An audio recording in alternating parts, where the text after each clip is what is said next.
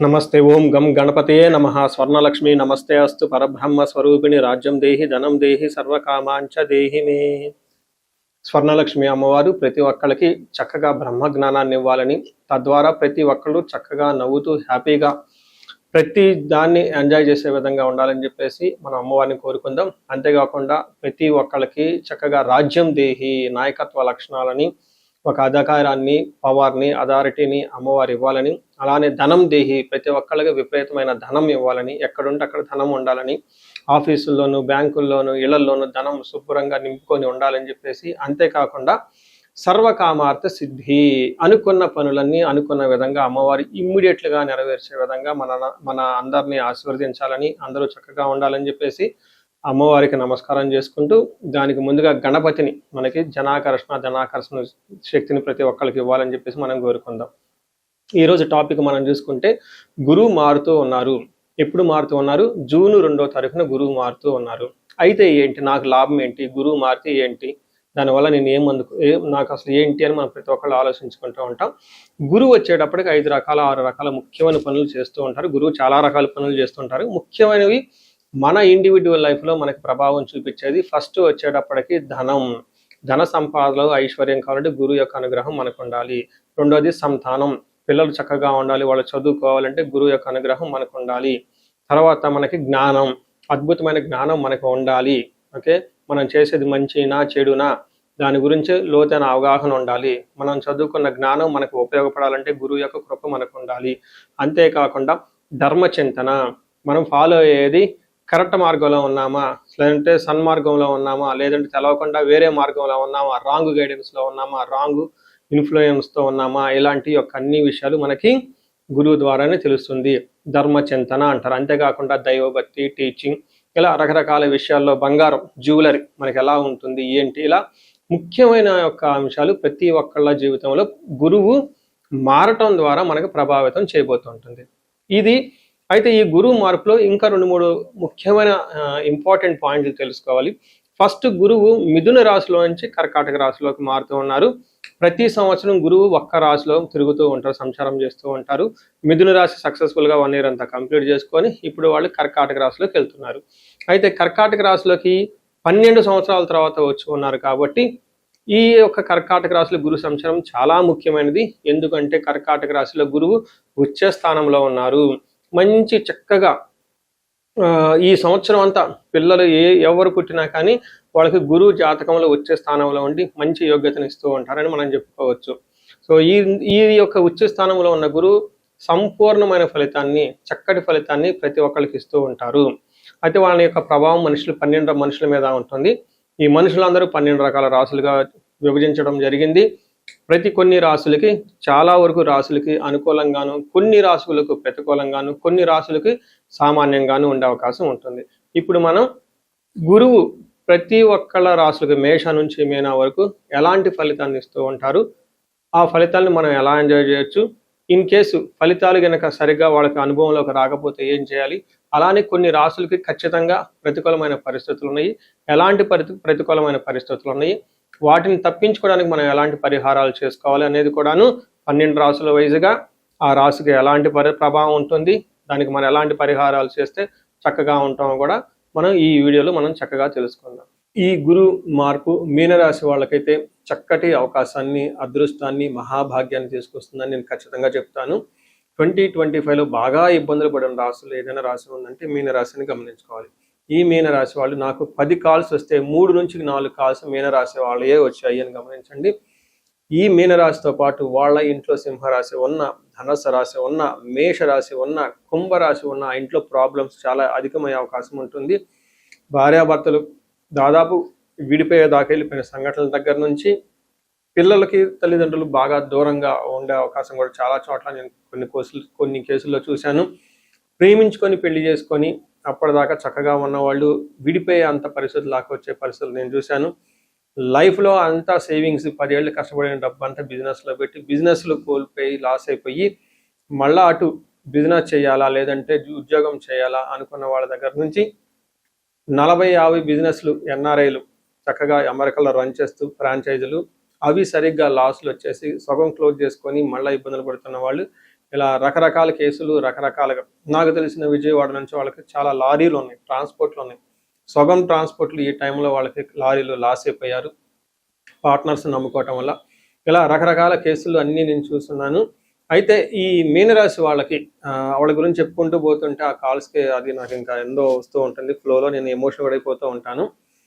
అలాంటి కాల్స్ అన్ని నేను కొన్ని ఇక్కడ పబ్లిక్గా చెప్పలేను, అన్ని రకాల కాల్స్ నేను ఉన్నాను. అయితే ఈ ఇంత ఇబ్బందుల్లో ఉన్న ఈ రాశి వాళ్ళకి గురువు చక్కటి అదృష్టాన్ని, సౌభాగ్యాన్ని, ఆనందాన్ని, ఉత్సాహాన్ని తీసుకుని వస్తున్నారు. జూన్ తర్వాత ఖచ్చితంగా మీకు లైఫ్లో ఒక ప్రోగ్రెస్, ఇప్పటిదాకా పడుతున్న ఈ యొక్క అనిశ్చితికి ఒక ముగింపు కలిగి కొత్త లైఫ్ అయితే స్టార్ట్ చేయబోతున్నారు. ఎలా అంటే మన మహర్షులు సంస్కృతంలో పురాతన గ్రంథాలు ఏ విధంగా చెప్పారంటే అర్ధలాభం అంటే ధనం మూలం ఏదేమంటారు ధనం మూలం ఇదం జగత్ అని చెప్పినట్లు ఈ జగత్తుకంతా ధనమే మూలాధారం లాగా అర్ధలాభం, మీకు ధనలాభం రాబోతూ ఉంటుంది. ఐశ్వర్యం, ఇది ఇంకా చాలా చాలా ఇంపార్టెంట్. అష్టలక్ష్మి మీకు రాబోతూ ఉంటుంది. స్వకర్మరతి హర్షితం, చాలా బ్యూటిఫుల్గా చెప్పారండి సంస్కృతంలో దీని మీనింగ్. ఇప్పటిదాకా మీరు ఏదైనా పని చేస్తే అందులో సరిగ్గా కలిసి రాక వాళ్ళ దగ్గర నుంచి వీళ్ళ దగ్గర నుంచి విమర్శలు ఎదుర్కొంటున్న మీరు ఇక నుంచి ఏదైనా కనుక పని చేస్తే ఆ పనిలో మీకు ఉత్సాహం, ఉన్నత పదవి, అందరూ చాలా బాగుందని ఒక అప్రిషియేషన్ చేస్తూ ఉంటారు. దీన్ని స్వకర్మరతి హర్షితం అంటారు. అలానే సదా స్వజన సౌఖ్యం, ఇప్పటిదాకా మీ దగ్గర ఉన్న బంధువులు కానివ్వండి, భార్యాబిడ్డలు కానివ్వండి, ఇంకొకరు ఎవరైనా ఉంటే వాళ్ళు మీతో కలిసి ఇబ్బందులు పడుతూ ఉంటే ఈ టైంలో మీ చుట్టూ ఉన్న వాళ్ళు చాలా సౌఖ్యంగా, హ్యాపీగా, ఒక కాన్ఫిడెంట్గా, సెన్స్ ఆఫ్ సక్సెస్ఫుల్గా సక్సెస్తో మీ ముందు ఉంటారని మీరు గమనించుకోవాలి. ఈ విధంగా చూశారు కదండి, సంతాన పరంగా, ఆనందం ప్రకారం, అధికారుల ప్రకారం, శుభకార్యములు చేయట, సంతోషాన్ని పొందుట, బంధు సౌఖ్యం, ధనలాభం, ఇంకంటే అన్ని రకాల మంచి జరుగుతుందని మీరు గమనించాలి. One of the best position, గురువు 5వ స్థానంలో ఉంటే లక్ష్మి యాక్టివేట్ అవుతుంది, జ్ఞానం యాక్టివేట్ అవుతుంది, మహాభాగ్యం యాక్టివేట్ అవుతుందని మనం చెప్తూ ఉంటారు. అయితే ఈ యొక్క ఏలినాటి శనిలో విపరీతంగా బాధపడుతున్న మీరు ఈ గురు మారటం వల్ల 50% ఆఫ్ మీ ప్రాబ్లమ్స్ పోతాయని మీరు గమనించుకోవాలి. వీటితో పాటు మనకి గురువుకి సంపూర్ణ శాంతి పూజలతో పాటు శని సంపూర్ణ శాంతి పూజలు కూడా ఈ రాశి వాళ్ళు చేయించుకోవడం చాలా ఇంపార్టెంట్.